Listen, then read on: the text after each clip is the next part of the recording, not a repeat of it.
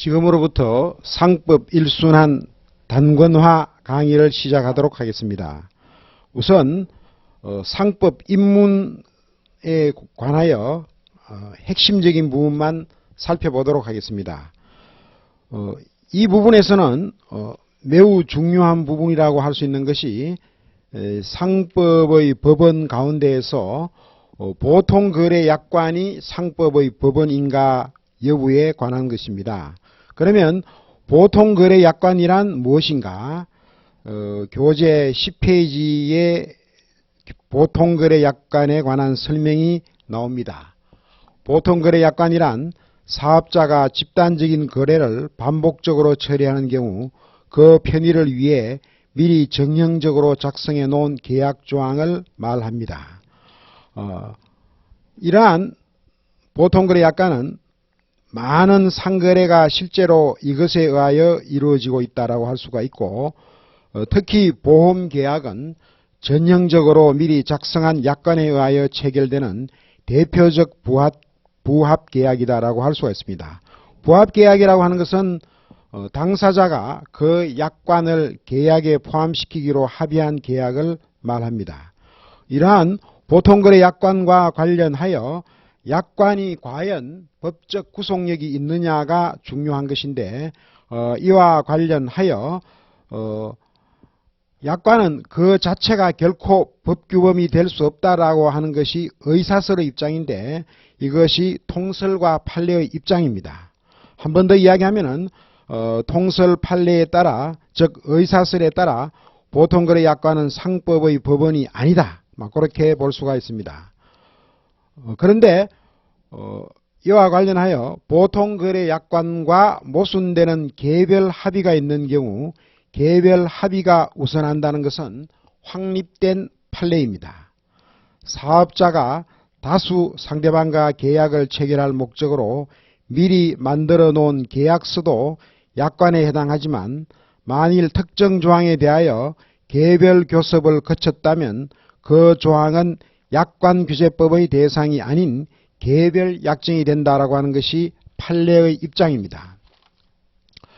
그리고 상법의 법원과 관련하여 중요한 내용으로서 상사자치법이 상법의 법원인가의 문제입니다. 상사자치법이란 기업의 조직이나 활동에 관한 근본 규칙으로 당사자들이 작성한 것을 말합니다. 예컨대 주식회사의 정관이 대표적입니다. 이러한 회사의 정관은 상법의 법원이다라고 할 수가 있습니다. 그 이유에 대해서 간략하게 설명을 하도록 하겠습니다. 회사의 정관은 우리가 상법을 볼 것 같으면 상법이 그 작성을 요구하고, 일정한 경우에는 정관의 규정을 상법보다 우선적으로 적용하고 있습니다. 따라서 회사의 정관은 강행법규에 반하지 않는 한 법적 구속력을 가지는 자치법규이다라고 할 수가 있습니다. 이와 관련하여 판례는 사단법인의 정관은 이를 작성한 사원뿐만 아니라 그 후에 가입한 사원이나 사단법인의 기관 등도 구속하는 점에서 그 법적 성질은 계약이 아니라 객관적으로 해석될 필요가 있다는 자치법규라고 보고 있습니다. 다음으로 상법 종칙 가운데서 기본적으로 중요한 부분이 기업의 인적 요소입니다. 이러한 기업의 인적 요소에는 상인과 상업 사용인이 있습니다. 그러면 상인은 무엇인가? 상인의 개념은 매우 중요한 부분이라서 구체적으로 살펴보도록 하겠습니다. 우리 상법을 보면 상인의 개념을 이원화시키고 있습니다. 즉 상법 제4조는 당연상인을 규정하고 있고 제5조는 의제상인을 규정하고 있습니다. 그런데 당연상인이나 의제상인이나 모두 다 상법의 적용을 받는다라고 할 수가 있습니다.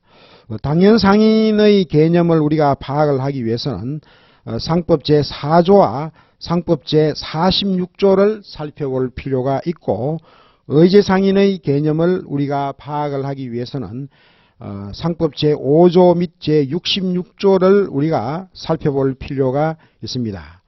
이러한 상인의 개념에 관한 문제는 지금까지 변시 내지 변시 모의시험에서 객관식으로 여러 번 출제된 바가 있습니다.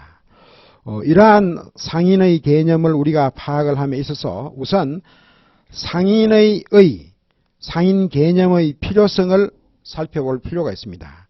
이와 관련하여 15페이지에 제시가 되어 있는데 핵심적 부분만 설명하도록 하겠습니다. 먼저 상인은 상사관계의 권리 의무가 귀속되는 주체입니다. 이러한 상인이 법적인 권리 의무의 주체라면 기업은 실질적 경제활동의 주체라고 우리가 정리를 할 수가 있습니다. 이러한 상인의 개념에 대해서 어떠한 입법주의가 있느냐를 우선 살펴보도록 하겠습니다. 상인의 개념을 먼저 정하고 이러한 자가 수행하는 행위가 상행이다라는 식으로 상행위의 개념을 정하는 방법이 있습니다. 이를 형식주의, 주관주의, 상인법주의라고 합니다. 다음으로 먼저 상행위의 개념을 정하고 그러한 행위를 하는 자가 상인이다라는 식으로 상인의 개념을 정하는 방법이 있습니다. 이를 실질주의, 객관주의, 상행위법주의라고 부릅니다. 그러면 우리 상법에서 어떠한 입장을 취하고 있느냐를 살펴보도록 하겠습니다. 상법에서 제4조의 당연상인은 제46조의 기본적 상행위의 개념을 토대로 하여 기본적 상행위를 영위하는 자가 당연상인이라는 구조를 취하고 있습니다. 그리고 제5조의 의제상인은 기본적 상행위의 개념과 무관하게 정해지고 있는데 이를 제66조와 합하여 읽으면 의제상인이 수행하는 행위가 준상행위라는 방식을 취하고 있음을 알 수가 있습니다. 이처럼 당연상인은 상행위를 하는 자가 상인이라는 실질주의를 취하고 있고 의제상인은 상인이 하는 행위가 상행위라는 형식주의를 취하고 있다는 절충주의설이 우리나라의 일반적인 견해입니다. 다음으로 우리가 어떠한 문제를 접했을 때 상인 여부를 판단을 해야 하는 경우가 있습니다. 그러면 상인 여부의 판단을 어떻게 하는가에 대해서 17페이지 중간 부분을 살펴보기 바랍니다. 우선 A. 판단 방법. 상법상 누가 상인인지 무엇이 상행위인지는 제4조, 제5조, 제46조, 제47조, 제66조의 구조에 따라 쉽게 판단할 수 있습니다. 중요한 것으로 가장 먼저 살펴보아야 하는 것은 그 주체가 회사인지 하는 것입니다. 제5조 제2항에 따라 회사는 따질 필요가 없이 상인이 됩니다. 그럼 회사인지는 어떻게 결정하는가?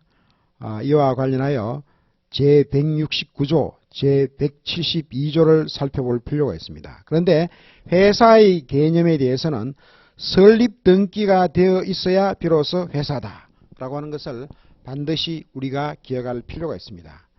설립 등기가 된 시점부터 회사는 법률상의 회사가 된다라고 할 수가 있는데 이것을 우리는 설립 등기의 창설적 효력이다라고 할 수가 있습니다. 그리고 상인의 판단 방법에 관하여 영업의 주체가 회사가 아니라면 그 다음 단계로는 제46조 각호의 행위를 하고 있는지 살펴보아야 합니다.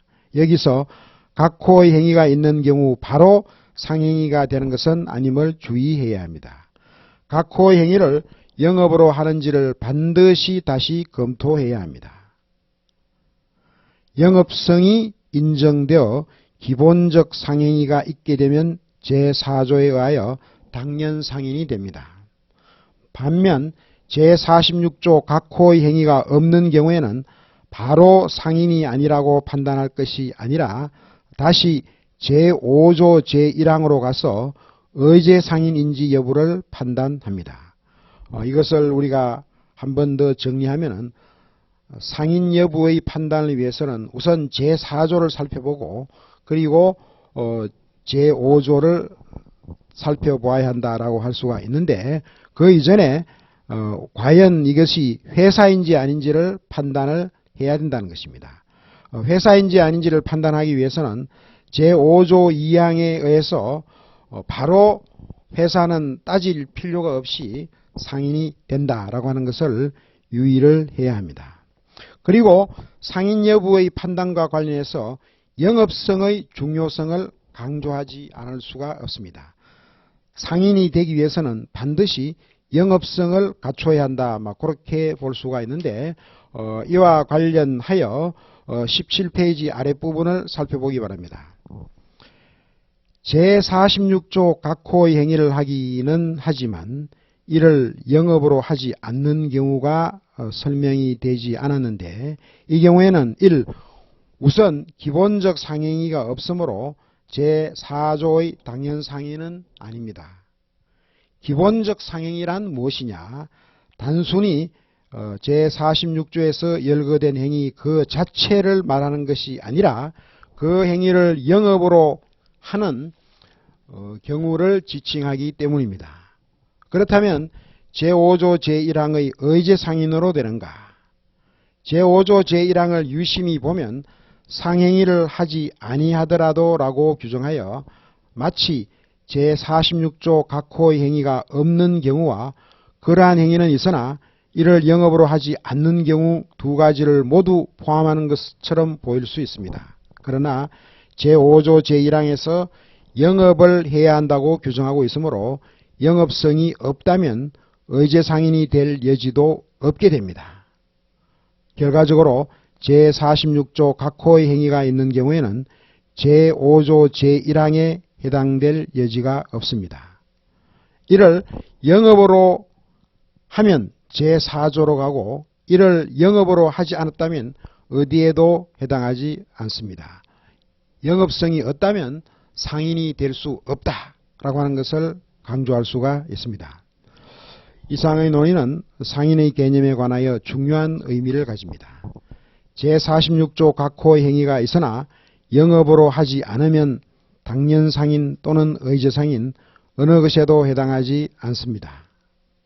상인의 개념에 있어서 영업성이라는 요소가 얼마나 중요한지 한 번 더 강조를 해야 할 것 같습니다. 그러면 구체적으로 당연상인의 개념과 의제상인의 개념을 살펴보도록 하겠습니다.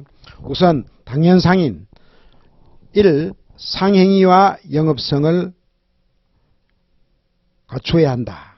이렇게 볼 수가 있는데 이와 관련하여 우선 상행위의 의의를 설명하도록 하겠습니다.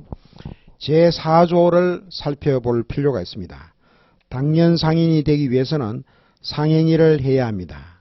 여기서 상행위란 제46조에 열거된 행위를 영업으로 하는 것임을 계속 강조하였습니다. 당연상인 그리고 그 전제로서 상행위의 개념에서 매우 중요한 요소는 이 영업성입니다. 그런데 영업성의 의미가 무엇이냐? 중요한 개념입니다. 영업성이란 이윤의 획득을 목적으로 하여 동종의 행위를 계속적 반복적으로 행하는 것을 말하며 판례도 마찬가지 입장을 취하고 있습니다. 따라서 영업성이란 영리성, 계속성, 반복성을 주요 징표로 합니다. 영업이 계속적 반복적으로 이루어졌다고 판단되려면 실제로 그러한 의도가 있고 이러한 의도가 상인의 점포 시설, 홍보활동 등을 통하여 객관적으로 인식될 수 있으면 족하고 실제로 계속되었거나 반복되었을 것을 요하지는 않습니다. 그러면 영리성은 무엇이냐? 영리성의 개념을 살펴보도록 하겠습니다. 영업성을 판단하는 가장 중요한 요소는 영리성입니다. 즉 돈을 벌 목적이 있어야 한다는 것입니다. 돈을 버는 것이 주된 목적이어야 하며 단순히 무상으로 공급하는 것이 아니라거나 또는 부수적으로 이익이 생기는 것만으로는 영리성이 인정된다고 할 수 없습니다. 예컨대 판례에 의하면 새마을 금고는 상부상조 정신에 입각하여 회원의 경제적 지위의 향상, 지역사회의 개발을 통한 건전한 국민정신의 함양 등을 목적으로 하기 때문에 그 대출 행위는 영리를 목적으로 한 것이 아니라고 합니다. 그리고 상인 개념에 있어 영리성은 그 이익의 분배와는 상관이 없다는 점도 주의해야 합니다. 예컨대 궁극적으로는 공익기금을 마련하기 위한 목적을 가지고 있거나 또는 실제로 수익금을 전부 공익적인 목적에 사용하더라도 그 행위 자체가 이윤을 목적으로 한 것으로 볼 수 있다면 상인이 되기 위한 영리성은 인정될 수 있습니다. 그러나 회사의 영리성을 위해서는 그 이익을 사원에게 분배할 것을 요구하고 있기 때문에 이러한 경우는 회사가 아니라고 봅니다. 다음으로 상행위의 종류를 살펴보도록 하겠습니다. 상법상 상행위로 열거된 행위에는 어떠한 것들이 있는가? 처음 상법을 접하는 독자들은 아직 개별적인 사업 형태에 익숙하지 않겠지만 그래도 제46조 각 호를 읽어볼 필요가 있습니다. 이 가운데 제9호부터 제14호까지는 공중접객업, 대리상, 중개업, 위탁매매업, 운송업, 창고업 등으로 상법에 다시 규정을 두고 있으며 제17호 보험에 대해서는 따로 제4편에서 보험계약을 규정하고 있습니다. 1995년 상법 개정에서 몇 가지 새로운 상행위가 초과되었는데 예컨대 금융리서 프랜차이즈 팩토링이 그것입니다. 최근까지도 이들 상행위는 제46조에서 열거되어 있을 뿐 구체적 법률 관계는 약관에 맡겨져 있었는데 2010년 개정으로 제2편에 제12장 금융리서업, 제13장 가맹업, 제14장 채권 매입업으로 자세한 조문이 만들어졌습니다. 2010년에는 이와 함께 제22호 지급 결제 업무의 인수도 상행위로 신설되었습니다. 그런데 여기서 중요한 부분을 살펴볼 필요가 있습니다. 제1호와 관련하여 예컨대 자신이 수확한 사과를 매도하는 행위와 같이 원시 취득업자의 매도 행위가 매매에 포함되는지 문제가 됩니다. 그 이유는 매매업의 영리성은 매수 가격과 매도 가격의 차이에서 발생한다고 생각하기 때문입니다. 따라서 통설은 제1호의 매매를 단순히 매도 또는 매수가 아니라 최소한 매도와 매수 사이에 어떤 내적 관련성을 가지고 있을 때 비로소 영리성을 가지는 매매가 성립할 수 있다고 봅니다. 매수한 물건을 매도하는 것과 같은 직접적 관련성은 아니라 하더라도 매수와 매도가 서로 어느 정도 전제되어 이루어져야 한다는 것입니다. 이러한 입장에 따르면 원시 취득업자가 스스로 생산한 물건을 파는 행위는 매수가 전제된 것이 아니기 때문에 설사 영업성을 갖추었더라도 제46조 제1호의 매매가 될 수 없습니다. 원시 취득업자도 생산 비용을 지출하겠지만 그것을 매수라고 이해하지 않는 것입니다. 상법상 원시 취득업자의 상행위가 인정되는 경우는 제18호 광물 또는 토석의 채취에 관한 행위가 유일합니다. 다음으로 당연 상인이 되기 위해서는 자기 명의가 요구됩니다. 제4조는 자기 명의로 행위할 것을 요구합니다. 그런데 여기서 자기 명의의 의미가 무엇이냐? 자기 명의로 한다는 의미는 상거래로 인한 권리 의무의 귀속 주체가 된다는 의미입니다. 그리고 대표이사가 회사의 행위를 하는 경우에도 역시 그 권리 의무는 회사에 귀속되므로 회사가 상인이 됩니다. 즉 대표이사는 회사의 기관이고 상인이 아닙니다. 중요한 내용입니다. 마찬가지로 타인의 명의를 사용하여 영업하는 경우 예컨대 제24조의 명의대여의 경우 영업에서 발생하는 권리 의무는 명의 차용자에게 귀속되기 때문에 명의대여자가 아니라 명의 차용자가 상인이 됩니다. 중요한 내용입니다. 다음으로 누가 실제로 기업활동을 하는지 또는 누구 명의로 행정관청이나 과세당국에 사업자 등록이 되어 있는지 등은 사법적 권리의무의 귀속과 아무 상관이 없으므로 자기 명의 여부의 판단 근거가 될 수 없습니다. 다음으로 의제상인을 살펴보도록 하겠습니다. 의제상인은 설비상인 플러스 민사회사다, 이렇게 볼 수가 있습니다. 우선 의제상인의 의의를 살펴보도록 하겠습니다. 여러 번 이야기한 바와 같이 제5조가 의제상인을 규정하고 있습니다. 의제상인이란 제46조의 기본적 상행위 이외의 영업을 한다는 것을 공통적인 속성으로 하고, 제1항은 점포 등의 설비를 갖춘 설비상인, 그리고 제2항은 민사회사를 규정합니다.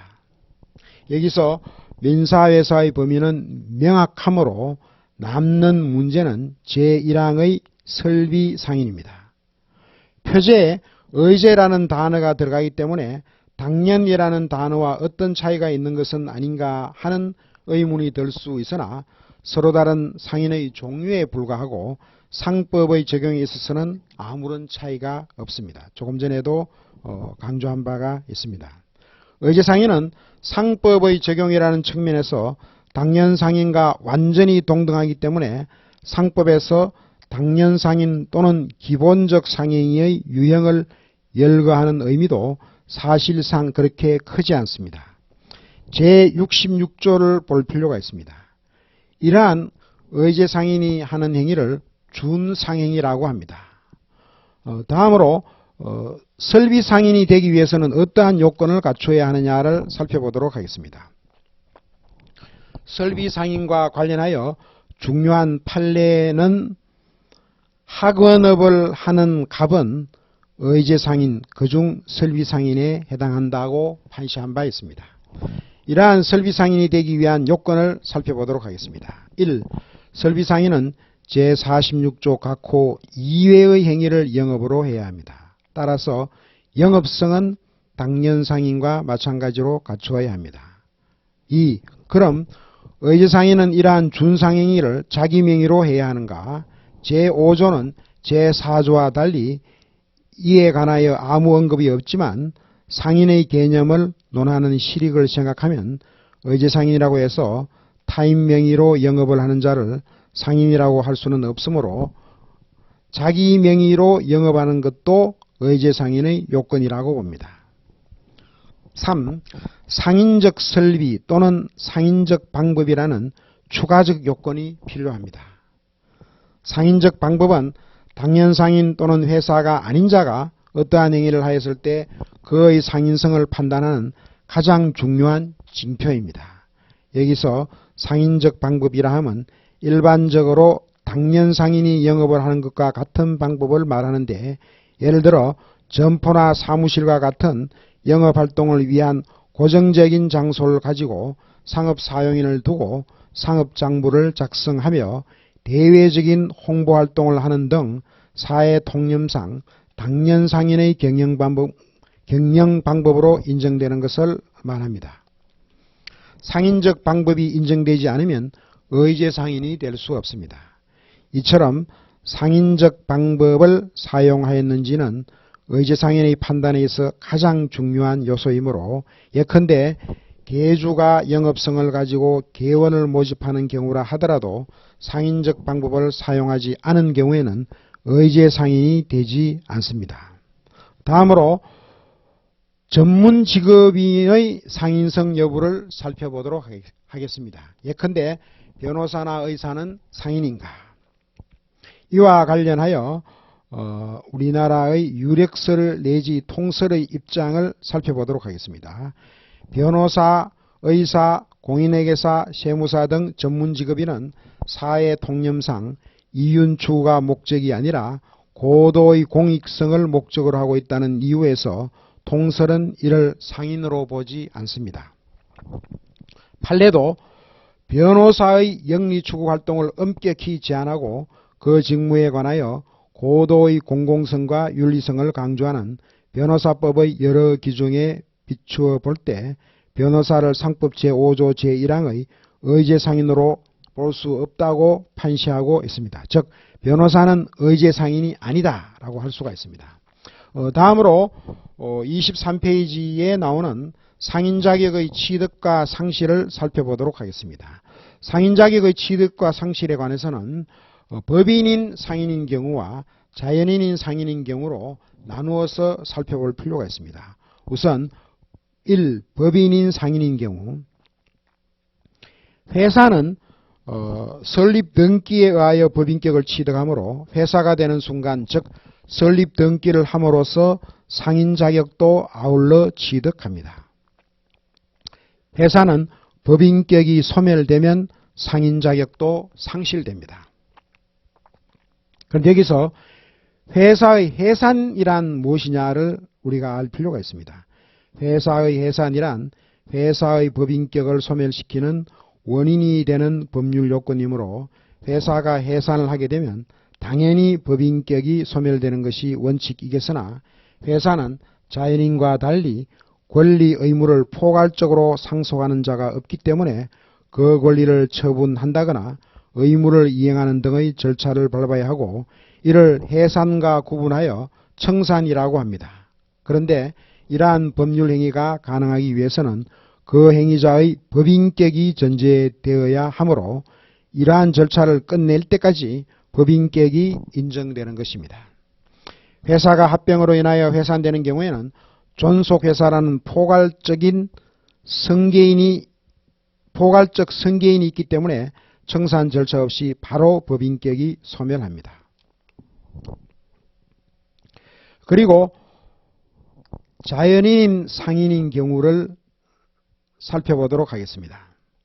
자연인은 제4조 즉 당연상인 또는 제5조 제1항 의제상인 중 설배상인의 요건을 갖춤으로써 상인이 됩니다.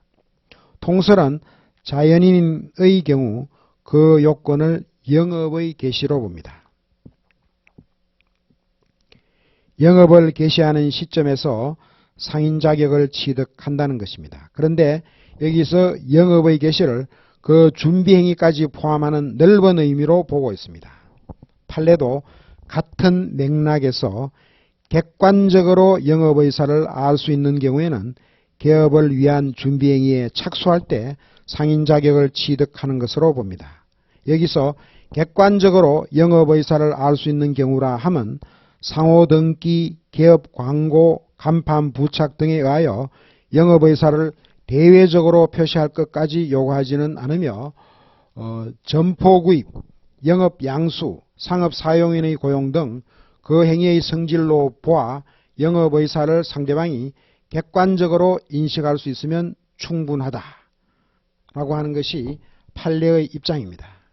이러한 판례는 2019년 변시 8회 선택형에서 출제된 바가 있습니다. 좀 더 상세하게 이야기하면 영업의사 플러스 영업의사가 객관적으로 인식 가능한 경우 또는 거래 상대방이 그 영업을 위한 준비행위라는 점에 대한 인식이 있으면 상인 자격을 취득하게 됩니다. 이렇게 되면 개업 준비행위는 상인의 영업을 위한 행위로서 보조적 상행위가 됩니다. 흔히 문제가 되는 것은 개업을 하기 위해서 영업자금을 차입하는 행위가 상행위가 되는지 하는 것입니다. 왜냐하면 단순히 금전을 차용한 것만 가지고는 상대방이 영업의사를 알았을 것이 객관적으로 인정될 수 없기 때문입니다.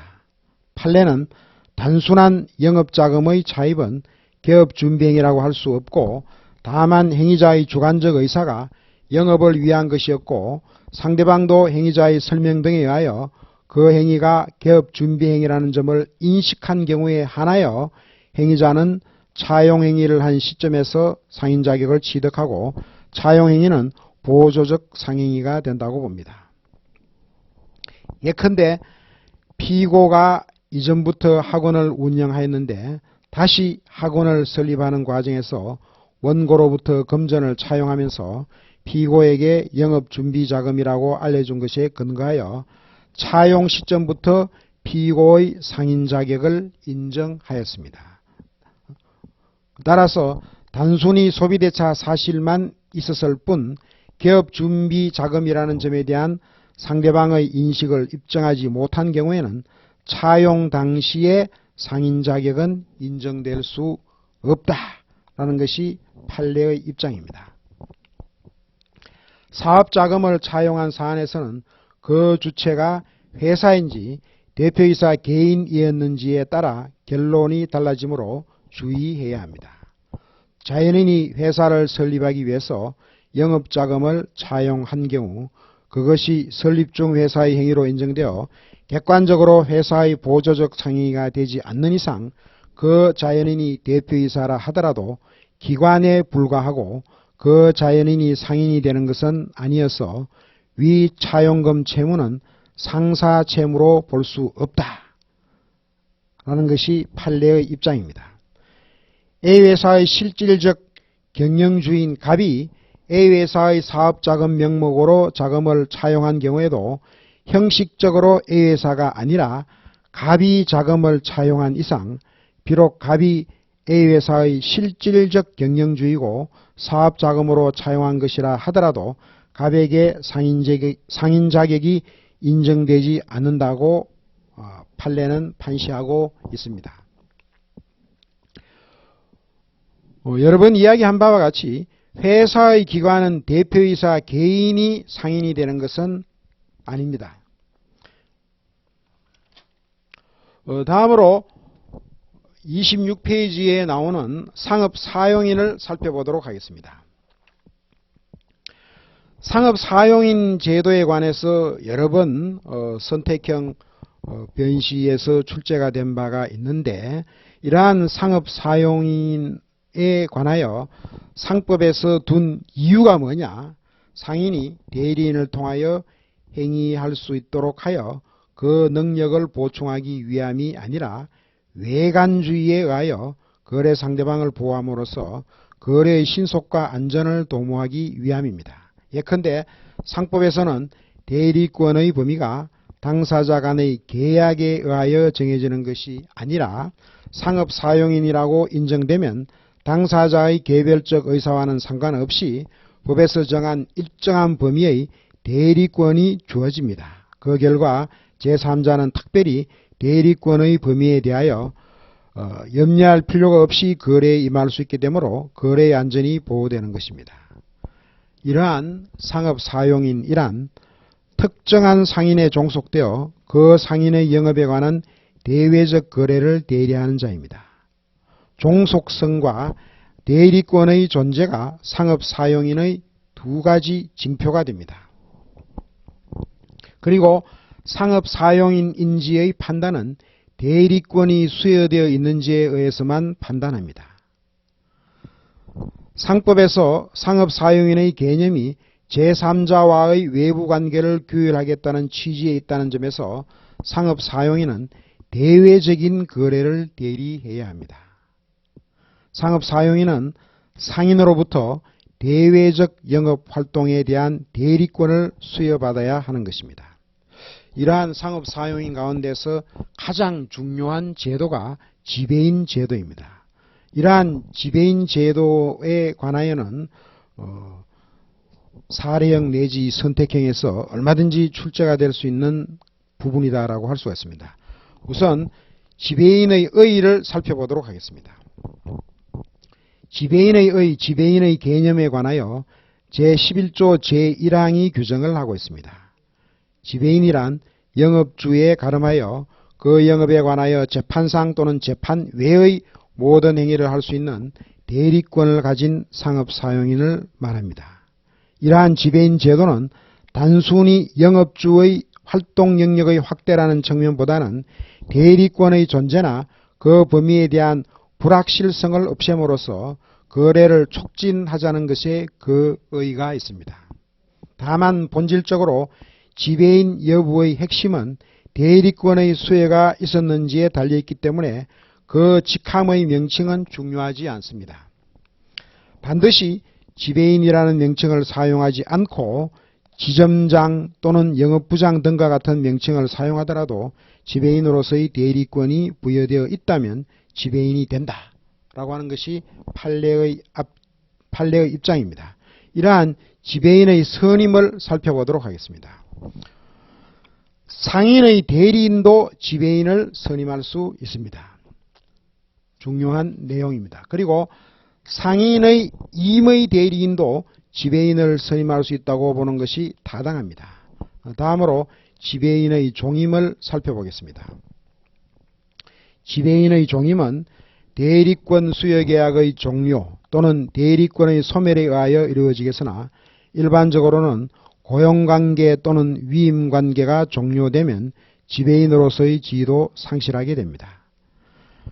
민법과 달리 영업주가 사망하더라도 대리권이 소멸하지 않습니다. 영업주가 사망하더라도 기업은 계속 유지되어야 하기 때문입니다. 다음으로 지배인의 권한을 설명하겠습니다. 우선 지배인의 권한의 특성으로서는 획일성과 정형성을 이야기할 수가 있습니다. 지배인은 그 영업에 관한 재판상 또는 재판 외의 모든 행위를 할 수 있습니다. 여기서 지배인의 권한이 획일적 또는 정형적이라 함은 지배인은 상인에 의하여 선임되지만 그 권한은 법 규정에 의하여 일률적으로 주어진다는 것을 의미합니다. 그리고 영업주가 설사 대리권의 범위를 구체적으로 제한하더라도 이것은 어디까지나 대내적인 관계에서만 효력을 가질 뿐 이를 가지고 선의 제3자에게 대항할 수 없습니다. 중요한 내용입니다. 이에 관하여 상법 제11조 제3항이 규정을 하고 있습니다. 이것은 지배권의 내부적 제한에 관한 문제로서 2017년 변시 6회 사례행에서 출제된 바가 있습니다. 따라서 획일성 정형성의 의미는 영업주가 대리권의 범위를 절대적으로 제한할 수 없다는 것이 아니라 제한하더라도 선의의 제3자에게 대항할 수 없다는 것으로 이해하는 것이 더 정확합니다. 판례는 선의의 제3자의 범위에 과실이 있는 제3자는 포함시키지만 중과실이 있는 제3자는 제외시키면서 제3자의 악의 또는 중과실은 영업주가 그 주장 입증 책임을 진다고 보고 있습니다. 일반적으로 상법에서는 중과실을 악의와 동일하게 취급하는 경우가 많다는 점도 우리가 기억을 할 필요가 있습니다. 다음으로 지배권의 포괄성을 설명하도록 하겠습니다. 지배인의 대리권을 지배권이다라고도 합니다. 이와 관련해서 중요한 내용을 설명을 하면 상법에서는 지배인 또는 선장 등의 경우에 본인을 소송 대리할 수 있다는 규정을 두고 있는데 그렇다고 법정 소송 대리인은 아니고 본인의 의사에 기하여 소송 대리권이 부여된 것이기 때문에 임의 소송 대리인입니다. 지배인은 변호사가 아니더라도 영업주를 위해서 소송 대리인이 될 수 있는데 실제로 회사에서는 이러한 목적으로 대외적 거래를 대리하지 않는 자들까지 지배인으로 등기하는 경우가 많기 때문에 최근에는 이러한 관행을 개선하려는 움직임이 있습니다. 그리고 지배인의 포괄적 대리권의 범위에 속하는지 다시 말해서 지배인의 행위가 영업에 관한 것인지는 영업주나 지배인의 주관적 의도와 상관없이 행위의 객관적 성질에 따라 추상적으로 정한다. 중요한 판례의 입장입니다. 그러므로 설사 지배인이 자신의 채무 변제나 유흥비 조달 등의 목적으로 거래를 하였더라도 행위의 객관적 성질상 영업주의 영업 범위에 속하는 것이라면 원칙적으로 대리권의 범위에 포함되므로 영업주에게 효력이 미칩니다. 여기서 문제가 끝나는 것은 아니고 다시 무엇이 행위의 객관적 성질상 영업 범위에 속하는지 판단을 해야 하기 때문입니다. 예컨대 음행위는 일반적으로 영업에 관한 행위이지만 여간업은 일반 상행위와 영업 형태가 달라 음행위와의 연관성이 희박하므로 여간업의 경우에는 음행위가 영업 범위에 속하지 않는다고 합니다. 이처럼 비록 추상적 기준을 사용하더라도 개별 영업의 특성을 고려하여 주된 영업과의 관련성을 따져보아야 합니다. 영업에 관한 행위란 어디까지나 영업의 존속을 전제로 하는 것이므로 새로운 점포의 개설, 영업의 폐지 등은 지배인의 권한에 포함되지 않는다는 점도 우리가 기억을 할 필요가 있습니다. 다음으로 31페이지에 나오는 지배권의 남용을 살펴보도록 하겠습니다. 지배인의 대리권의 범위는 추상적으로 정해지므로 지배인의 주관적인 의도는 상관이 없습니다. 이러한 원칙에 따르면 지배인이 유흥비 조달이나 자신의 채무 면제 등 개인적 목적을 위해서 한 행위의 경우에도 원칙적으로 영업주에게 효력이 미칩니다.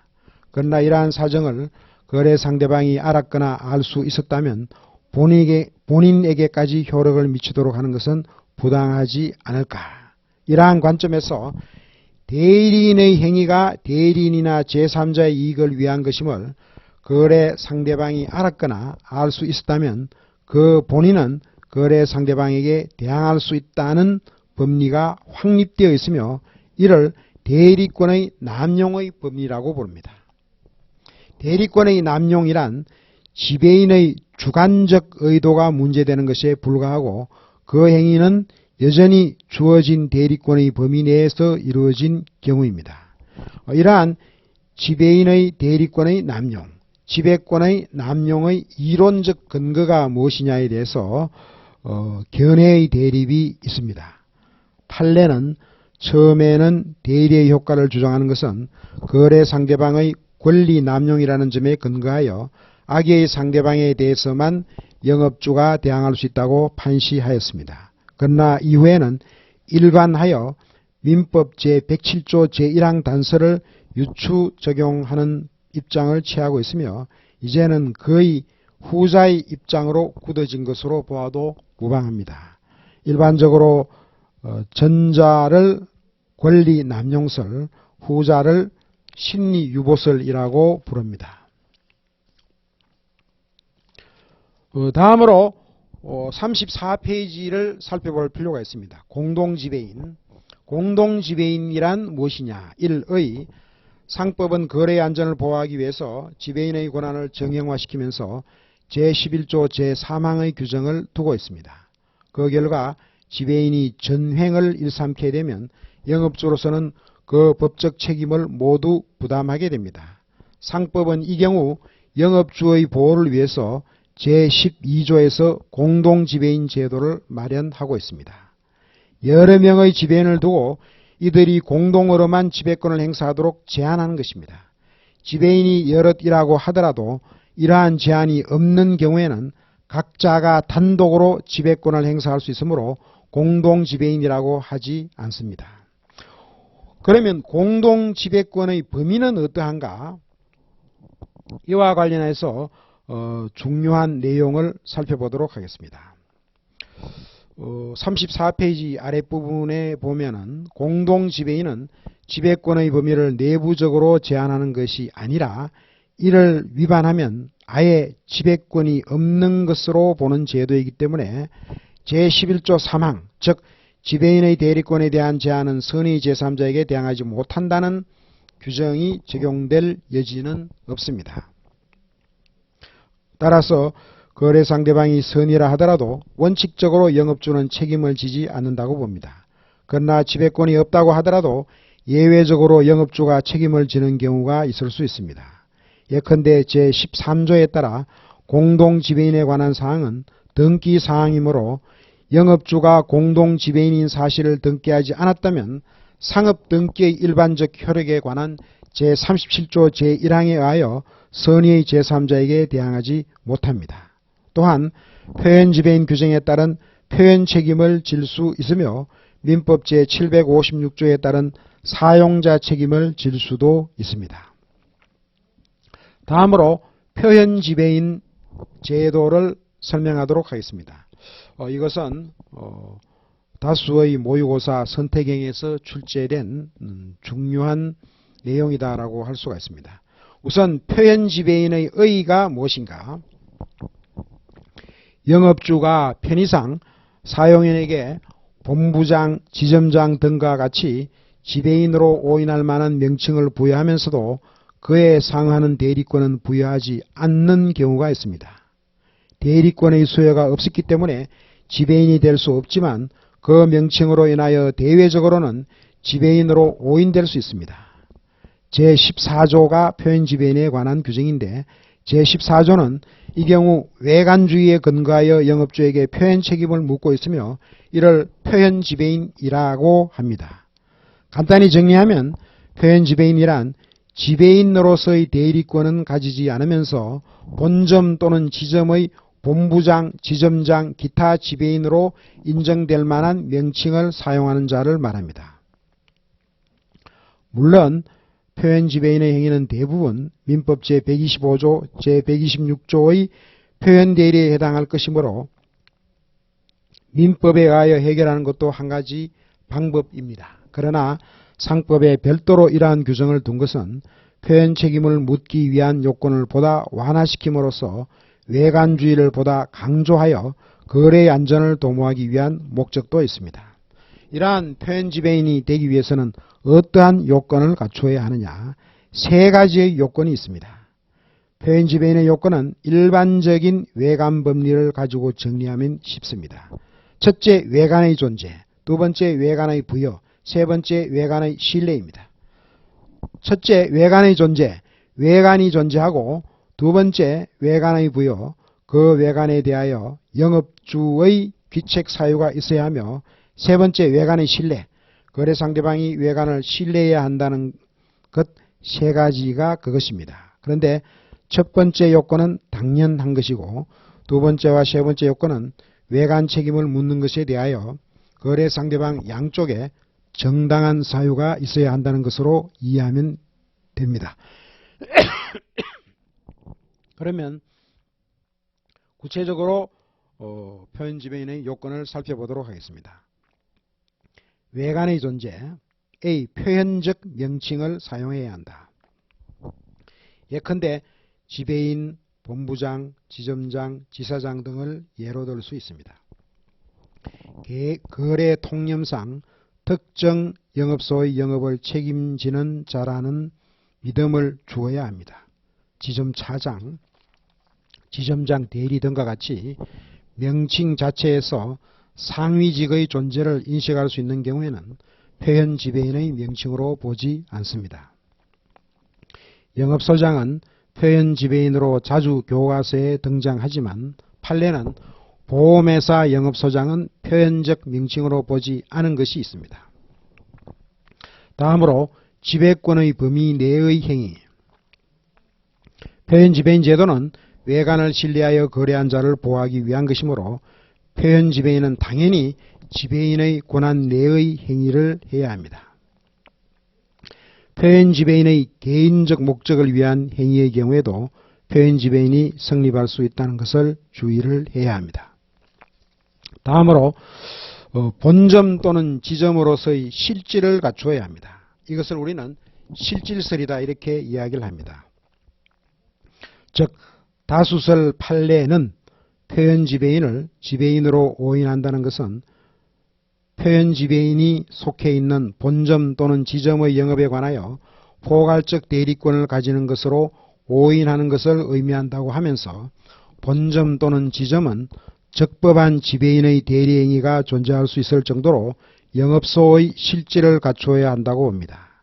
여기서 판례는 영업소의 실질을 갖추었다고 보기 위해서는 그 영업장소가 본점 또는 지점의 지휘감독 아래 제한된 업무만을 보조적으로 처리하는 것이 아니라 본점 또는 지점으로부터 독립하여 독자적으로 일정한 범위 내의 영업활동에 관한 결정을 하고 대외적 거래를 해야 한다고 판시하고 있습니다. 독자적 영업활동을 할 수 있는 영업소의 실질이 갖추어지지 않은 경우, 예를 들어 회사의 지방연락사무소장의 경우에는 표현지배인이 성립하지 않는다는 것이 판례의 입장입니다. 두 번째 요건, 외관의 부여. 즉 외관에 대한 영업주의 기책사유가 있어야 합니다. 영업주에게 기책사유가 있어야 하므로 표현적 명칭의 사용에 영업주의 명시적 또는 묵시적 허락이 있었음을 요하는 것은 당연합니다. 영업주가 그 명칭의 사용을 알고서 단순히 방치한 경우라면 기책 사유가 인정될 수 있는가? 판례는 아직 직접적으로 표현 지배인의 경우를 다룬 것은 없으나 표현 대표이사와 관련하여 영업주가 그 명칭의 사용을 알지 못한 경우에는 설사 이를 제지하지 못한 점에 과실이 있다고 하더라도 책임을 지지 않는다고 판시한 것이 있습니다. 다음으로 세 번째 요건으로서 외관의 신뢰, 즉 거래 상대방의 신뢰를 살펴보도록 하겠습니다. 표현 지배인이 성립하기 위해서는 당연히 거래 상대방이 선의이어야 합니다. 여기서 선의라 하면 지배인이 아니라는 사실을 모르는 것을 말합니다. 여기서 거래 상대방은 거래의 직접 상대방에 한정합니다. 엄수표행위의 경우 민법상 표현대리의 일반 원칙에 따르면 마찬가지라는 것이 판례이지만 통설은 표현대표이사의 경우와 마찬가지로 직접 상대방 이후 엄수표의 취득자도 포함합니다. 이러한 요건을 갖추면 어떠한 효과가 발생하고 그 적용 범위는 어떠한가를 살펴보도록 하겠습니다.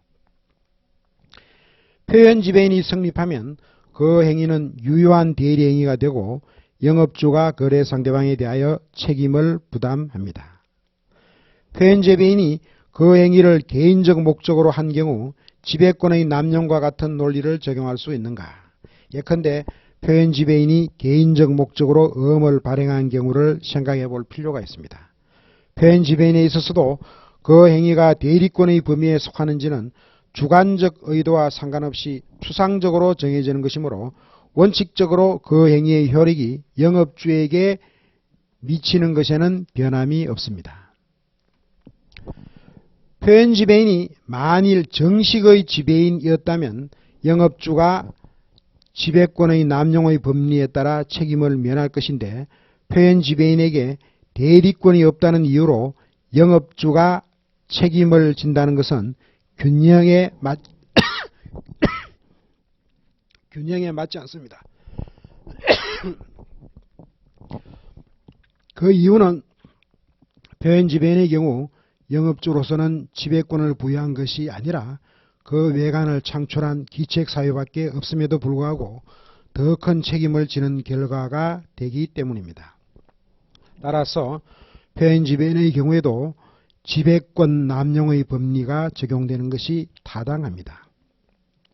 표현 대표이사에 관한 것이기는 하지만 이 결론을 긍정한 판례도 있습니다. 다음으로 지배인 이외의 상업사용인을 살펴보도록 하겠습니다. 먼저 부분적 포괄 대리권을 가진 사용인. 이와 관련하여 다수의 모의고사 선택형에서 출제된 바가 있습니다. 첫째의 기업에서는 흔히 특정 사용인에게 영업의 일부로 범위를 정하여 대외적인 거래를 맡기는 경우가 있습니다. 예컨대 격리부장, 판매부장, 구매부장 등이 그러한 예입니다. 그 직함이 차장, 과장, 대리 등으로 되어 있더라도 마찬가지입니다. 이러한 사용인과 거래하는 상대방은 그 사용인에게 위임된 사항, 즉 격리, 판매, 구매 등에 관하여는 포괄적인 대리권이 있다고 신뢰함이 보통입니다. 이러한 신뢰를 보호하기 위해서 제15조는 부분적 포괄 대리권을 가진 사용인을 규정하고 있습니다. 이는 영업의 특정한 종류 또는 특정한 사항에 대해서만 대리권을 가지고 있는 사용인을 말하며 대리권의 범위가 영업의 특정한 일부로 제한되었다는 점을 제외하면 지배인과 거의 차이가 없습니다. 이러한 부분적 포괄 대리권을 가진 사용인의 대리권의 범위를 살펴보도록 하겠습니다.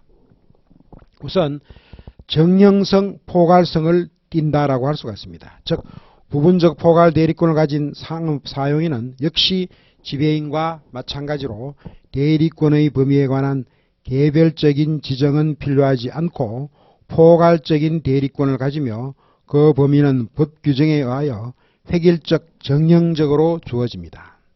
다음으로 대리권의 범위를 살펴보겠는데 이와 관련하여 중요한 판례 입장을 소개하도록 하겠습니다.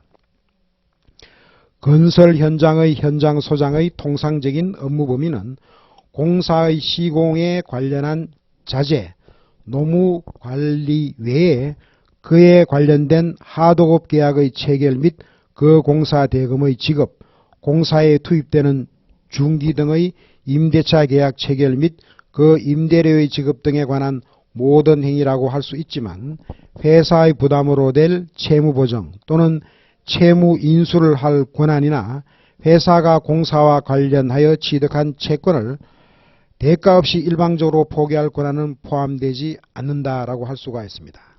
일반적으로 엄의 발행, 채무의 보정 등과 같은 채무 부담 행위는 이에 관한 특별한 수권이 없는 한 부분적 포괄 대리권을 가진 상업 사용인의 권한 밖이라고 보아야 하며 자금의 차입, 부동산, 기타 고정자산의 처분도 마찬가지라고 봅니다.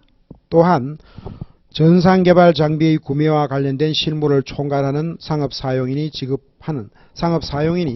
지급 보정 행위를 하는 것은 그 부분적 포괄 대리권을 가진 상업사용인의 권한에 포함되지 않는다라고 할 수 있습니다. 특히 정권회사의 지점장 대리는 그 명칭에서 상위직의 사용인의 존재를 추측할 수 있으므로 표현 지배인이 될 수 없고 오직 부분적 포괄 대리권을 가진 사용인으로 보아야 하고 원칙적으로 고객과의 사이에 손실부담 약정을 체결하는 것은 위 대리권의 범위에 속한다고 볼 수 없다는 중요한 판례가 있습니다. 다음으로 표현 책임을 살펴보도록 하겠습니다. 부분적 포괄 대리권을 가진 사용인에 해당하지 않는 사용인이 그러한 사용인과 유사한 명칭을 사용하여 법률 행위를 한 경우 영업주에게 표현 책임을 인정할 수 있는지 문제됩니다.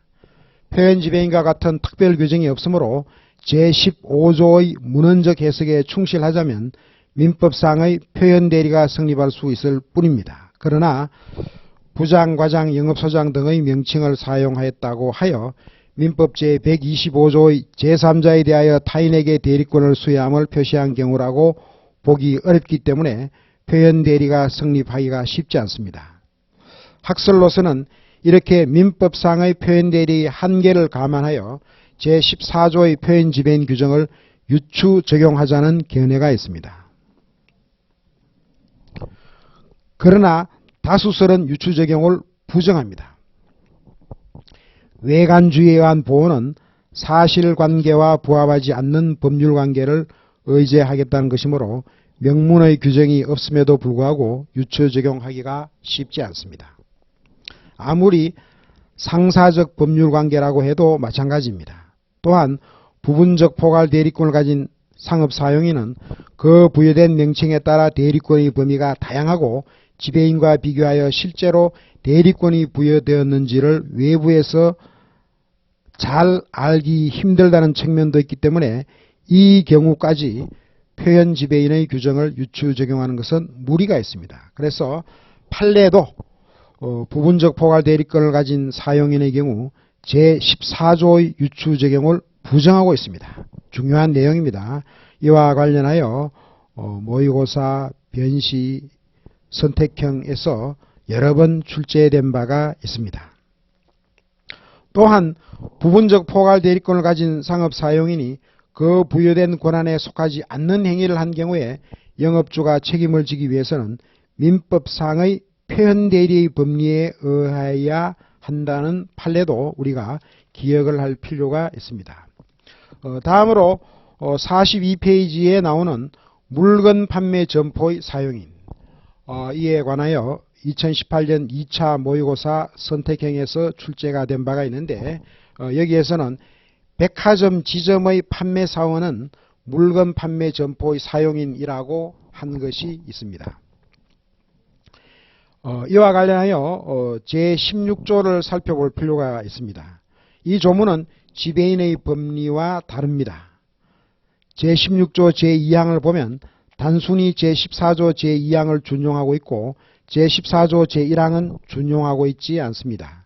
다시 말해서 지배권이 부여되지 않은 경우의 원칙은 제외하고 바로 예외만 준용하고 있는 것입니다. 그 이유는 제16조 제1항 자체가 바로 제14조 제1항 폐현 지배인과 비슷한 규정이기 때문입니다. 지배인과 부분적 포괄 대리권을 가진 사용인은 영업주의 대리권 수혜 행위가 필요하지만 물건 판매 점포의 사용인의 경우에는 영업주의 수권 여부와는 상관없이 법에서 바로 대리권을 의지합니다. 중요한 내용입니다. 이러한 물건 판매 점포의 사용인이 성립되기 위해서는 어떠한 요건을 갖추어야 하는가에 대해서 핵심적인 부분을 살펴보도록 하겠습니다. 제16조를 적용하기 위해서는 대리권이 부여될 필요가 없습니다. 제16조 자체가 표현 책임을 묻는 규정이기 때문에 그 외관이 중요하다라고 할 수가 있습니다. 또 제16조는 사용인이 점포 내에 존재한다는 외관에 기초하고 있기 때문에 점포 밖에서 이루어지는 행위에 대해서는 적용되지 않습니다. 다음으로 44페이지에 나오는 상업사용인의 의무를 설명하도록 하겠습니다.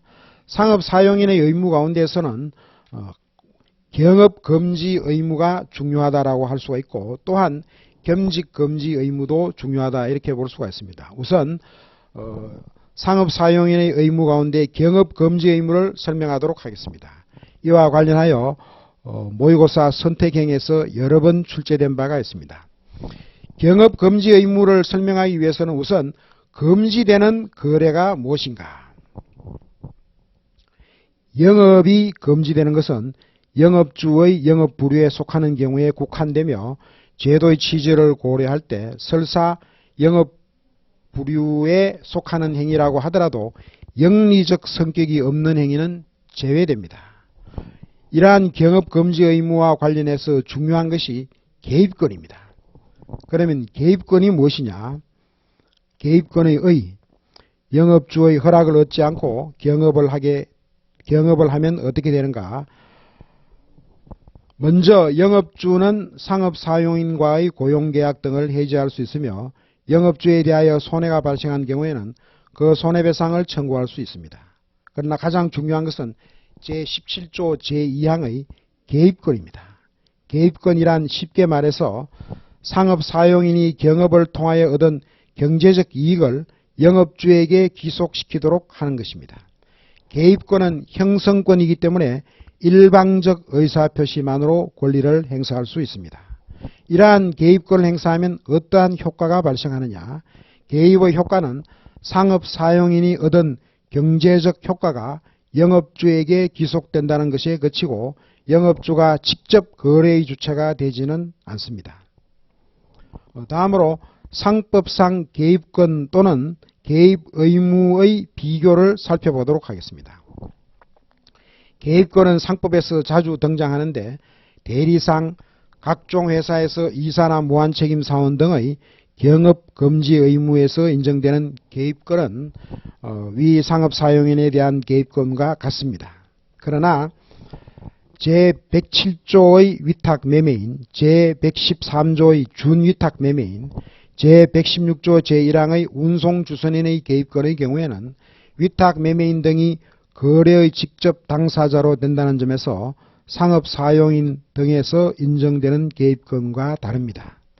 그리고 제99조의 중개인, 제105조의 위탁매매인 등은 위탁받은 업무의 이행담보 책임을 지는데 이를 강학상 개입 의무라고 합니다. 개입 의무는 권리가 아니라 의무라는 점이 다르며 실제로는 이행담보 책임에 불과합니다. 다음으로 겸직 금지 의무를 살펴보도록 하겠습니다. 금지되는 겸직의 범위, 제17조 제1항 후단은 겸직 금지 의무를 규정하고 있는데 이러한 겸직 금지 의무는 경업 금지 의무와는 달리 이해관계의 충돌을 막기 위한 것이 아니라 상업사용인으로 하여금 영업주의 영업에만 전념하도록 하기 위한 것입니다. 이해관계의 충돌을 염려한 제도가 아니기 때문에 경업금지 의무와는 달리 동종영업이라는 제한이 없습니다. 이러한 겸직금지 의무를 위반하면 어떠한 효과가 발생하는가? 겸직금지 의무를 위반하면 제17조 제3항에 따라 영업주는 계약을 해지하고 손해배상을 청구할 수 있습니다. 제17조 제2항의 개입권은 인정되지 않습니다. 다음으로 50페이지를 살펴볼 필요가 있습니다. 기업의 물적 요소. 우선 제1절 상호. 이것은 2012년 변시 1회 등 다수 변시 및 모의고사에서 출제된 중요한 부분이다라고 할 수가 있습니다. 우선 상호의 의. 기업이 경제활동을 하기 위해서는 그 개성을 표시하고 동일성을 식별하기 위한 명칭이 필요합니다. 이를 상호라고 합니다. 상호는 상표와도 구별해야 하는데 상호는 영업의 명칭으로서 문자로 표시되고 발음될 수 있는 것이고 상표는 제품에 대한 표시로서 주로 기호나 문자, 도형 등으로 되어 있습니다. 이러한 상호의 선정에 대해서 상호 선정의 자유가 보장되어 있습니다. 제18조는 상호 자유주의를 택하여 상호를 자유롭게 선정할 수 있도록 하고 있습니다. 그런데 다만 거래 상대방을 오도하거나 거래 질서를 해야 할 염려가 있는 경우에 필요한 범위에 한하여 다음과 같이 최소한으로 제한을 두고 있습니다. 먼저 제19조에서는 회사의 종류를 나타내는 문자를 사용할 것을 규정하고 있습니다. 회사는 종류별로 사원의 책임이 다르고 따라서 거래 상대방이 부담하는 거래상의 위험이 다르기 때문입니다. 다음으로 회사가 아니면 상호의 회사임을 의미하는 문자를 사용하지 못합니다. 단순히 회사라는 글자에 국한하는 것이 아니라 상사 또는 주식회사를 나타내는 주 등과 같이 거래 통념상 회사로 인식될 수 있는 모든 문자를 포함합니다.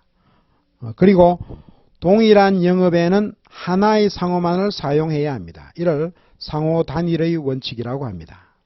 반대로 수개의 영업을 영위하면서 하나의 상호를 공통적으로 사용하는 것은 허용됩니다. 그 이유는 영업주를 혼동할 우려가 없기 때문입니다. 다만 회사는 상호가 단순히 영업만 표시하는 것에 그치지 않고 회사 자체를 표시하기 때문에 회사가 수개의 독립된 영업을 하더라도 회사를 나타내는 하나의 상호만 사용해야 합니다. 다음으로 상호의 등기를 살펴보도록 하겠습니다. 등기. 회사의 상호는 반드시 등기할 것이 요구되지만 자연인의 경우에는 등기가 강제되지 않습니다. 다만 자연인의 경우에는 상호를 등기하면 그 보호가 더욱 강화될 따름입니다.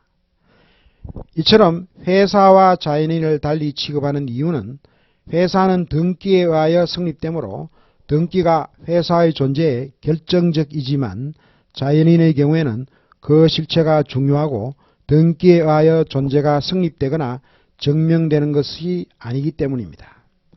자연인의 경우에도 상호를 일단 등기하면 그 변경과 소멸은 반드시 등기를 해야 하는 절대적 등기 사항입니다.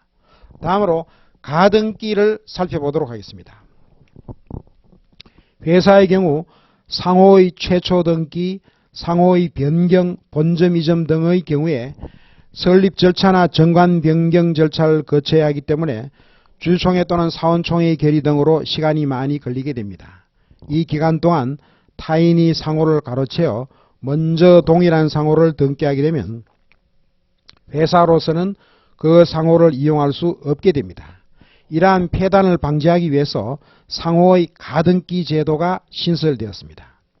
등기가 서로 충돌할 경우 순위보전의 역할을 하는 것이 그치고 본등기에 부여되는 효력을 가지지 않습니다. 회사의 가등기는 모두 세 가지 경우, 즉 제1항의 설립시, 제2항의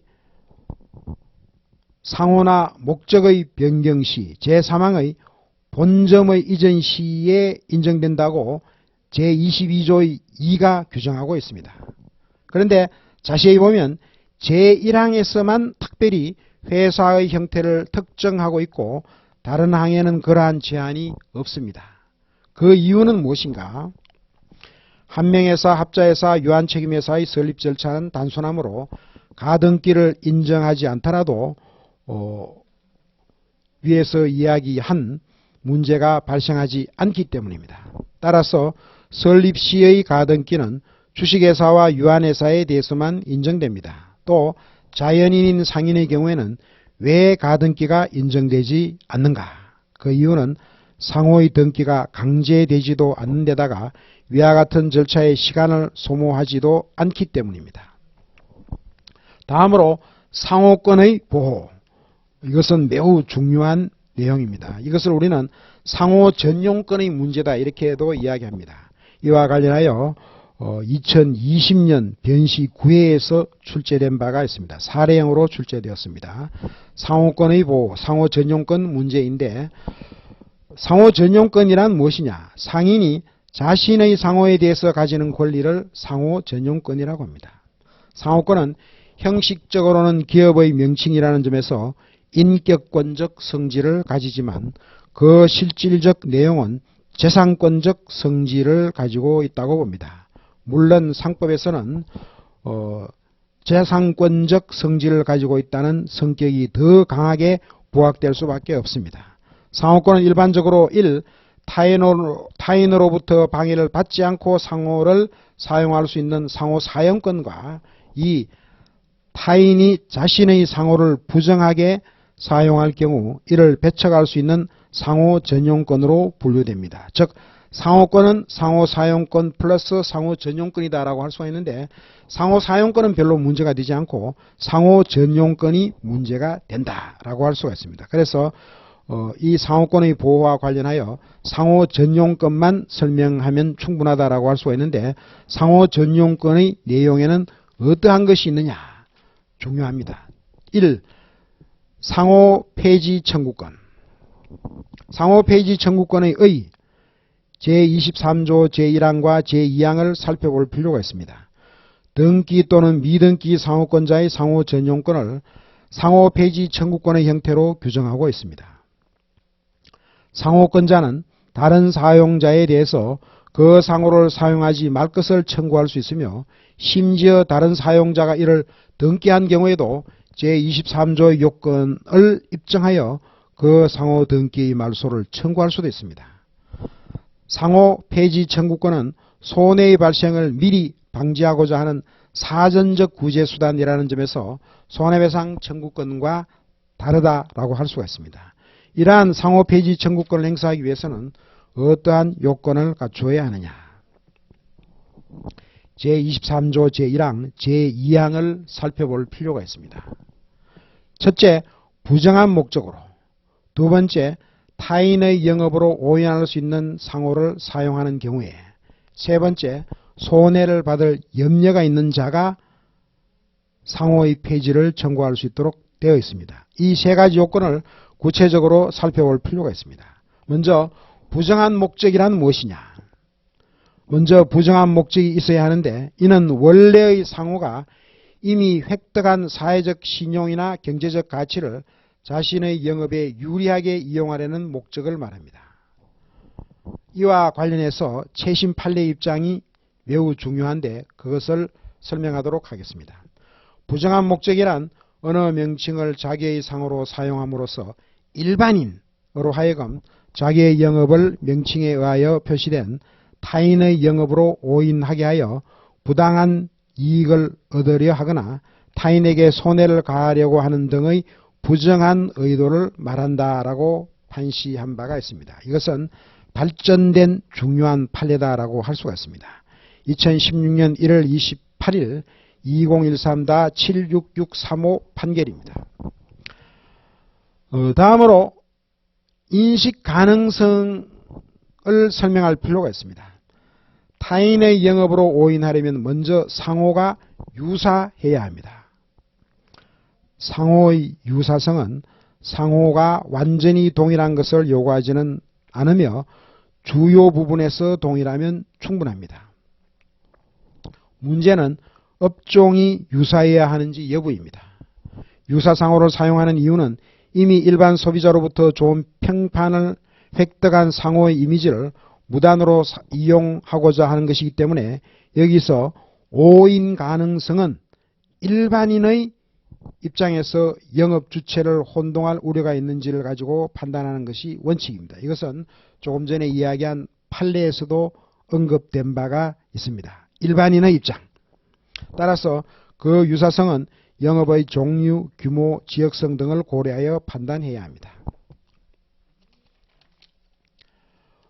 그리고 오인 가능성을 인정하기 위해서 상호가 반드시 동종 영업일 것이 요구되지는 않지만 최소한 두 기업의 영업 주체가 서로 밀접하게 관련되어 있을 것으로 일반인들이 판단할 정도는 되어야 합니다.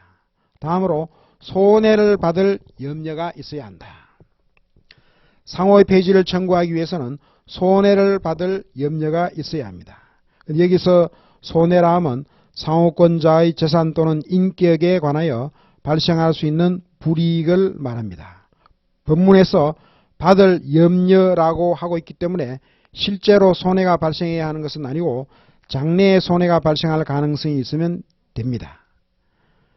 제2항에서 손해를 받을 염려가 있는 자와 상호를 등기한 자를 따로 열거하고 있기 때문에 통설은 미등기 상호권자는 손해를 받을 염려를 입증해야 하고 등기 상호권자는 이러한 입증을 할 필요가 없이 바로 유사상호의 폐지를 청구할 수 있다고 봅니다. 이러한 요건을 갖추면 효과가 발생한다라고 할 수가 있는데 효과에 대해서 살펴보도록 하겠습니다. 상호권자는 제23조 제1항 제2항의 요건을 충족하게 되면 유사상호의 폐지를 청구할 수 있습니다. 여기서 상호 폐지란 예를 들어 간판을 내리게 하거나 광고물에서 상호를 삭제하게 하게끔 하는 것을 말합니다. 등기 상호의 경우에는 등기 말소를 청구하는 것도 포함합니다. 나아가 제28조 과태료 규정도 우리가 유념을 할 필요가 있습니다. 이렇게 과태료 규정이 법률 중간에 나오는 것도 상법에서는 독특한 형식이다라고 할 수가 있습니다. 그리고 상호의 폐지를 청구할 수 있는 자는 반드시 상인에 한하지 않습니다. 다음으로 손해배상 청구권을 살펴보도록 하겠습니다. 중요한 내용인데요. 상호 폐지 청구와 별도로 손해배상도 청구할 수 있습니다. 일반적으로 손해배상 청구권도 상호 전용권의 내용으로 설명하고 있으나 엄격히 말하면 상호 전용권과는 구별되어야 합니다. 상호 전용권이란 상호의 폐지를 청구할 수 있다는 의미로 이해하는 것이 옳고 제23조 제3항은 단순히 민법상의 불법행위에 의한 손해배상 청구권을 주의적으로 규정한 것에 불과합니다. 손해배상을 청구하기 위한 요건은 제23조 제1항, 제2항의 세 가지 요건과 아무 상관이 없고 피해자는 가해자의 고의 또는 과실, 손해의 발생, 인과관계 등 민법상 불법행위의 성립에 필요한 요건 사실을 전부 입증을 해야 합니다. 다음으로 등기 상호의 상호 전용권을 살펴볼 필요가 있습니다.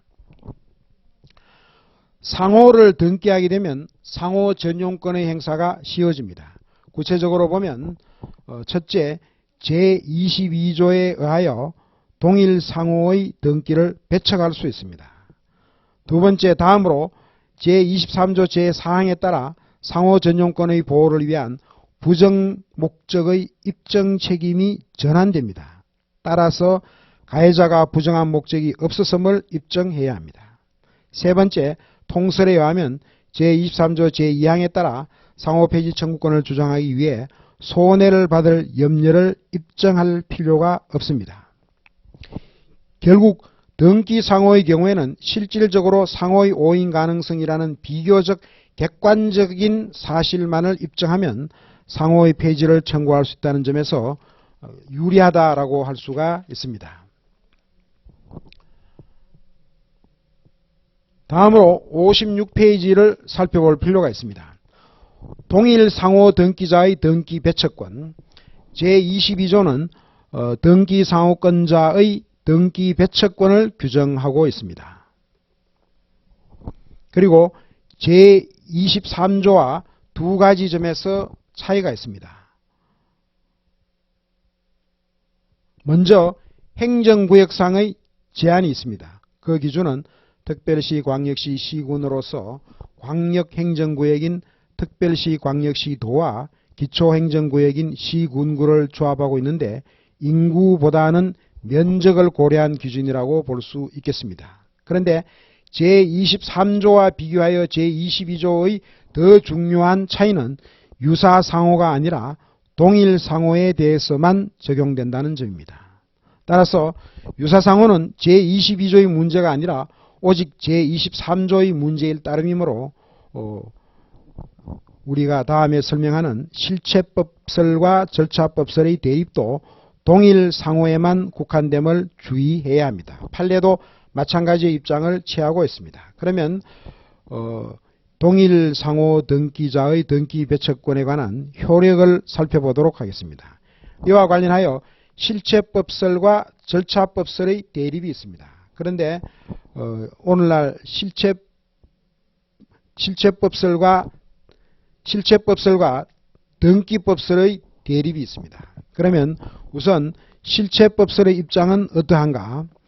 후등기가 원래는 이루어질 수 없음에도 불구하고 등기가 된 것이기 때문에 선등기자는 어떠한 방식으로든 그 말소를 청구할 수 있어야 하지 않을까라고 하는 생각을 실체법설이라고 합니다. 그에 비해서 등기법설에 의하면 제22조는 단순히 등기소의 의무를 정한 규정으로서 등기공무원으로서는 타인이 등기한 상호와 동일한 상호의 등기 신청을 각하할 의무가 있다는 정도의 효력만 가진다라고 하고 있습니다. 그러면 판례의 입장은 어떠한가?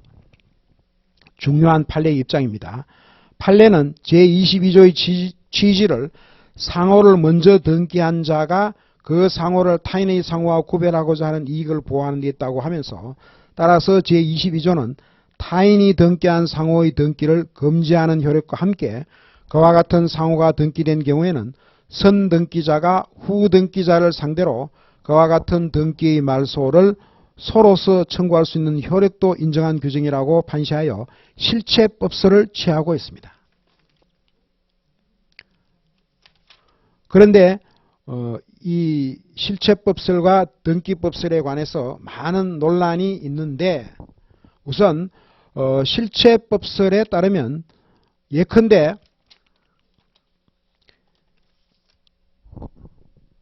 제22조에 따라 단지 자신이 선등기자라는 것에 기하여 등기를 배척할 수 있다라고 할 수가 있는데 이것은 제23조 요건을 입증한 자가 상호 폐지 청구권의 내용으로서 을의 등기를 배척할 수 있는 것과 모순되는 것처럼 보입니다. 이와 관련해서 결국은 우리가 예를 들어서 설명을 할 필요가 있습니다. 갑이 상호를 선정하여 미등기로 사용하던 중에 을이 동일 상호를 먼저 등기하였다고 하자 이 경우 갑은 설사 등기하고자 하더라도 이미 선등기가 있기 때문에 제22조에 의하여 등기할 수 없습니다. 그렇다면 갑이 제23조 요건을 입증하여 을에게 상호의 폐지를 청구하고 그 등기를 말소시킨 후 자신의 상호를 등기할 수는 있는가? 갑이 제23조 요건을 입증할 수 있다면 이러한 결론을 인정하는 것이 타당합니다.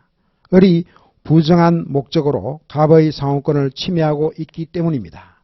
그런데 먼저 등기법설에 따르면 을이 제22조에 기하여 어떤 실체법적인 권리를 가지는 것은 아니므로 갑이 제23조에 근거하여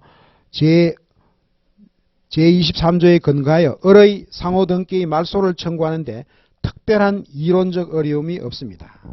다음으로 실체법설에 따르면 을은 제22조에 따라 단지 자신이 선등기자라는 것에 기하여 갑의 등기를 배척할 수 있는데 이는 제23조의 요건을 입증한 갑이 상호폐지 청구권의 내용으로서 을의 등기를 배척할 수 있다는 것과 모순되는 것처럼 보입니다. 그런데 결국은 여기서 을의 권리는 어디까지나 갑의 등기와 관련된 권리다라고 할 수가 있습니다. 따라서 갑이 아직 등기를 하지 않은 상태에서는 을의 제22조에 의한 실체법상의 권리를 논할 여지가 없고, 따라서 아직 등기를 하지 않은 갑이 제23조에 따라 을의 등기 말소를 구하는 것에는 아무런 논리적 모순이 없습니다.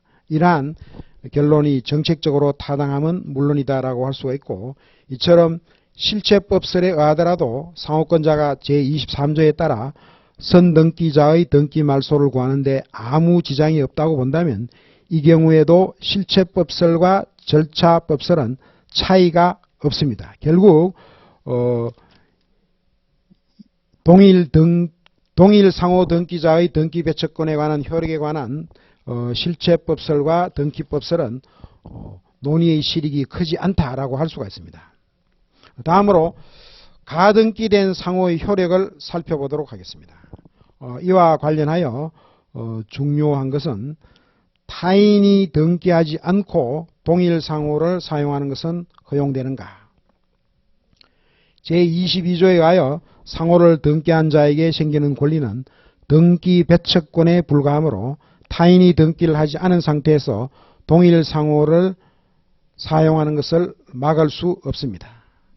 상호의 사용을 막기 위해서는 제23조의 요건을 입증하여 상호 폐지를 청구하는 수밖에 없다라고 할 수가 있습니다. 그리고 상호를 등기하면 제22조가 적용된다는 점 이외에도 제23조를 적용함에 있어서도 유의한 점이 있습니다. 가등기의 경우에도 그러한가? 가등기를 제23조 제2항 제4항의 등기한 상호로 볼 수 있는지에 대해서 입법론적으로는 달리 주장할 수도 있겠으나, 일단 제22조의 이 제4항에서는 제22조만을 언급하고 있기 때문에 가등기된 상호의 경우 제23조의 적용에 있어서는 등기되지 않은 것으로 해석할 수밖에 없습니다. 따라서 가등기된 상호가 제23조의 상호 전용권을 행사하기 위해서는 미등기 상호와 마찬가지로 모든 요건을 입증해야 합니다. 이것이 중요한 내용이다라고 할 수가 있습니다. 15분 정도 쉬었다가 수업을 재개하도록 하겠습니다.